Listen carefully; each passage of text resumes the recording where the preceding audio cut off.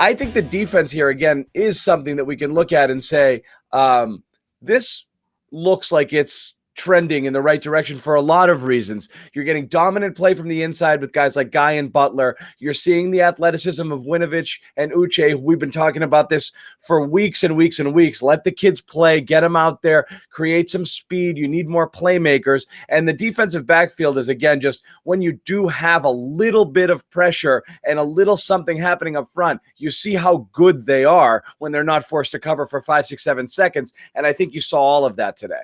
That's where I'm going to sort of hang my hat on, because look, ultimately the Patriots Cam Newton threw for 69 yards in this game, right? And it was very clear that this offense is still in a lot of ways limited by their passing game, right? And that's going to be something that's definitely going to come up in the future, that if these teams, these defenses, and this isn't to, crap on a really good performance and a really great win, but at the end of the day, the Chargers allowed them to run the ball in certain situations, certainly on that opening drive, which was a great script by McDaniels. And if you can continue to script it up that way, where you are throwing runs at the defense that they might not have prepared for during the week, or maybe now teams are going to see the Wildcat package and see some of the option runs that they ran in that opening drive and over prepare for that stuff. So you go back to your normal under center I formation type of stuff next week, and you can kind of mix and match that way, right? But I think what you can take away mostly from this is the Patriots defense is really starting to come together, especially that defensive line, because we always knew that Stephon Gilmore and J.C. Jackson and Devin McCourty and all these guys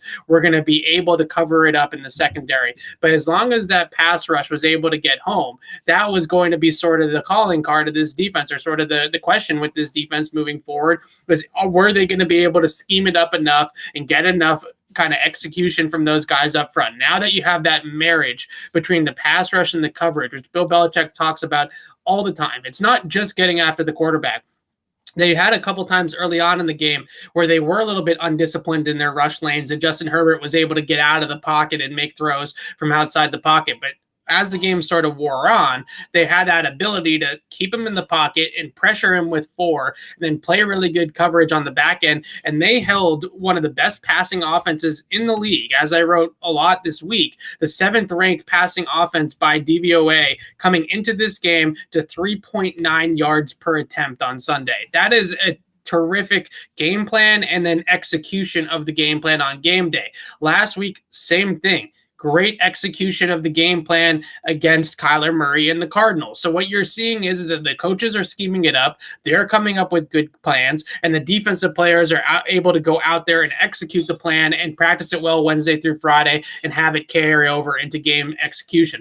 That's something that the team can really hang their hats on. We knew they could run the ball offensively. We knew that the special teams could be better, and it certainly has been over the last couple of weeks.